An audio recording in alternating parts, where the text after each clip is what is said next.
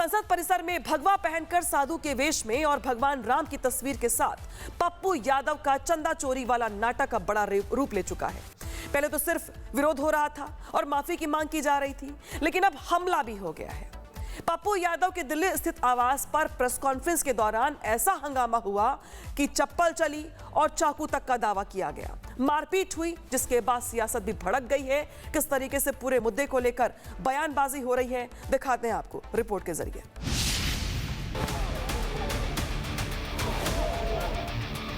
आपने कहा का सम्मान करा आपने। भगवा, भगवान राम और सनातन पर सियासत लगातार जारी है। शुक्रवार को संसद परिसर में पप्पू यादव के प्रदर्शन के बाद शुरू हुआ विवाद रविवार तक सड़क से उनके घर के भीतर पहुंच गया। सनातन धर्म और हिंदू आस्था का घोर अपमान करने वाले पप्पू यादव के प्रेस कॉन्फ्रेंस में ही हंगामा हो गया। रविवार की शाम पप्पू यादव दिल्ली स्थित अपने आवास पर मीडिया से बात कर रहे थे। तभी पहले उनके ऊपर किसी ने चप्पल फेंकी, फिर चाकू से हमला करने का आरोप लगा। बताया गया कि प्रेस कॉन्फ्रेंस के दौरान दो लोगों ने उनके ऊपर चप्पल, जूते और चाकू से हमला किया। पप्पू यादव का दावा है कि एक शख्स चाकू लेकर उन तक पहुंचा था और उनकी हत्या की कोशिश की गई। वहीं मौके पर मौजूद समर्थकों ने दोनों युवकों को पकड़ लिया। इसके बाद जमकर मारपीट हुई, घसीटकर बाहर ले जाया गया और पूरा घटनाक्रम कैमरे में कैद हो गया।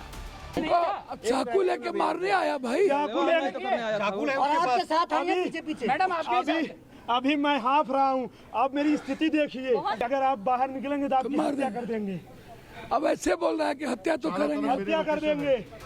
पप्पू यादव इसे सुनियोजित हमला बता रही है, लेकिन हिरासत में लिए गए आरोपी सुमित साहपानी और दूसरा आरोपी हैप्पी अलग कहानी सुना रही है।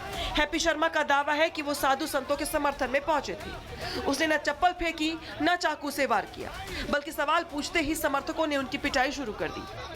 केवल बातचीत करने आए थे। हाँ। पुलिस आपको ढूंढ रही है, आप जाएंगे पुलिस के पास? जाएंगे। ऐसे में सवाल ये है कि सुरक्षा जांच के बाद भी आरोपी अंदर कैसे पहुंचे? अगर हथियार था तो सुरक्षा में चूक कैसे हुई? ये हमला हुआ या फिर करवाया गया? हमलावर किसके कहने पर दिल्ली आए? हालांकि दिल्ली पुलिस आरोपी सुमित से पूछताछ कर रही है। बताया जा रहा है कि वो पूछताछ में बार बार अपने बयान बदल रहा है, लेकिन इस बीच भी पप्पू यादव का सियासी ड्रामा लगातार जारी रहा। तो वही कांग्रेस हमले को लोकतंत्र पे हमला बताते हुए इसकी निंदा कर रही। मैडम आपके सामने हमला हुआ, इस्तीफा मांग रहे हैं? नहीं होती, आपका इस्तीफा मांग रहे हैं भैया तो इस्तीफा स्पीकर से कहिए मांगे। विरोध में इस्तीफा का क्या बात है, और गुंडई का क्या बात है, और जान से मारने की क्या बात है? दिल्ली में जहां दिल्ली सरकार के गृह मंत्री के अंतर्गत पुलिस आती हो, जो कहते हैं कि अब चिड़िया का बच्चा भी पर नहीं मार सकता, तो ऐसे में पप्पू यादव के घर के अंदर घुस के चाकू से हमला होना, ये एक सोचा समझा षड्यंत्र मुझे लग रहा है। उधर संत समाज ने पप्पू यादव को जमकर लताड़ा है। किसी ने नाटक करार दिया तो किसी ने भगवा का अपमान करने पर लताड़ लगाई। उस आतंकवादी को कौन चाकू लेके माने जाएगा जिसके ऊपर 41 मुकदमे हो, लूट, हत्या, बलात्कार, अनैतिक। देश का ऐसा कोई कुकर्म नहीं जिसने पप्पू यादव ने किया ना हो, उसको कौन मारेगा? वो गेंडा को। पप्पू यादव ने नाटक की दूसरी श्रृंखला रखी। उनके अपने घर में प्रेस कॉन्फ्रेंस रखी गई और एक एक व्यक्ति को देख के अंदर लाया गया होगा, लेकिन वहां कहते हैं कि 3 लोगों ने उनके ऊपर हमला कर दिया। लोग पकड़े गए हैं, सत्य सामने आएगा। और हम इस बात का दावा कर रहे हैं कि भारतीय सनातन संस्कृति का ये नियम नहीं है कि कोई व्यक्ति किसी का हत्या करने का प्रयास करे। किसी प्रकार पप्पू यादव पर चप्पल जूता फेंके गए, ये उसी आक्रोश का परिणाम है। जनता नहीं चाहती पप्पू यादव का चेहरा देखना, क्योंकि जिस प्रकार से संसद की मर्यादा का हनन हुआ है, साधु संतों का अपमान हुआ है, तो उससे हमारे सनातन हिंदू बहुत दुखी हुए हैं। अब जांच दिल्ली पुलिस के हाथों में है। अगर पप्पू यादव का दावा सही है तो सवाल सुरक्षा व्यवस्था पर है, और अगर आरोपी का दावा सही निकलता है तो फिर सवाल पूरे घटनाक्रम की कहानी पर खड़े होंगे।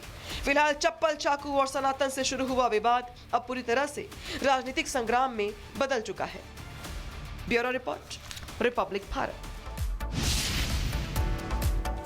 और इसी मुद्दे पर पूर्णिया से निर्दलीय सांसद पप्पू यादव से खास बात की हमारे सहयोगी ने। पप्पू यादव ने उन पर हुए हमले को लेकर क्या कुछ कहा है, सुनवाते हैं आपको खास बातचीत में। इस लॉन में रविवार को हाई वोल्टेज ड्रामा हो रहा था, आपके हाथ में चाकू था, लोग चप्पल फेंक रहे हैं, आपने साधु का भेष बनाया तो लोग नाराज हो गए। अच्छा एक बात बताइए, घर के भीतर हाई वोल्टेज ड्रामा क्या होगा? बाहर से मेरे घर के भीतर कोई लोग आके मारेंगे, कोई चप्पल फेंकेंगे घर के भीतर, ये कौन सी संस्कृति है? और इस देश में कुछ अब सोचा भी जा सकता है क्या? यदि कोई भी पॉजिटिव सकारात्मक चीज सोचोगे तो मारे जाओगे। ये जो कल हमला किए, ये तो आदरणीय मुख्यमंत्री जी के साथ इनकी तस्वीर है, पाठक जी के साथ तस्वीर है, ये मंडल अध्यक्ष है, इनका क्या दोष? इनको तो कोई भेजा होगा। सारे कालनेमी संत कहते हैं कि पप्पू यादव को जिंदा जला देंगे, या जो मारेगा 51 लाख रुपया देंगे, कोई कह रहा है 50 लाख देंगे, कोई कह रहा है 11 लाख देंगे।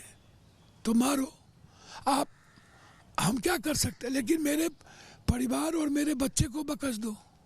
तो कौन लोग हैं जो पप्पू यादव की जान के दुश्मन बने हुए हैं? अच्छा एक बात बताइए, हनुमान जी को नचाए, गुड्डी उड़ाए, शंकराचार्य जी पर हमला किए, केदारनाथ बद्रीनाथ में अभी सोना का मुकुट एक कालनेमी संत से पकड़ाया, संपत राय 200 केजी सोना, चांदी सिंधी का और एक रामायण का सोना का सब गायब कर दिया। गोविंद गिरी। देखो पप्पू जी, देखो आप तर्क रखेंगे तो मैं तर्क पे बात करूंगा। वो तो तस्वीरें सामने आ चुकी हैं और ये तो मंदिर ट्रस्ट ने भी कहा कि जो चांदी थी वो मिल गई है।